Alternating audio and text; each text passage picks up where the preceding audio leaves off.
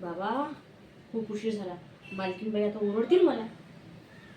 मालकीनबाई, मालकीनबाई, ओ थोडंसं बोलायचं होतं तुमच्यासोबत. मला खूप अर्जंट आहे तुमच्यासोबत. मालकीनबाई, काय झालं? अगो मला एक तुम्हाला आहे ना खूप महत्वाची गोष्ट सांगायची होती, पण मी नेहमी विसरूनच जाते. काय? अगं मी बाहेर चालली, मला थोडंसं बाहेर काम आहे. खरंच? तुम्ही बाहेर चालल्या का? जा जा जा, मी तुम्हाला किती वेळा बोलते जरासं फिरून या, बाहेर निघा, 10 लोकांशी बोला, पण तुम्ही कधीच माझं ऐकलं नाही आहे. पण तुम्ही आज खरंच बाहेर चालल्या. नाही नाही नाही, मी तुम्ही तिकडून या बाहेरून फिरून पहिले, नंतर मग मी तुम्हाला सांगणार काय काम आहे ते. घरची कामं कोण बघणार? काय मालकीनबाई, कशाच तुम्ही टेन्शन घेता? मी आहे ना बघायला. मला माहिती आहे सकाळी कोणते काम असतात तुमचे.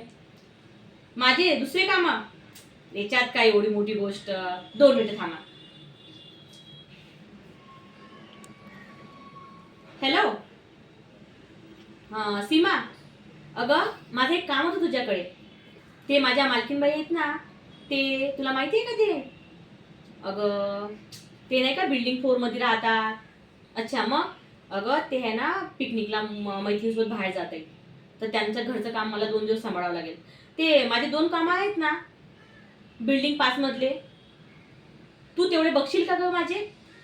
बरं बरं, चालेल चालेल, ठीक आहे. बघा बघा, झालं. उगाच तुम्ही टेन्शन घेता. सगळं झालं.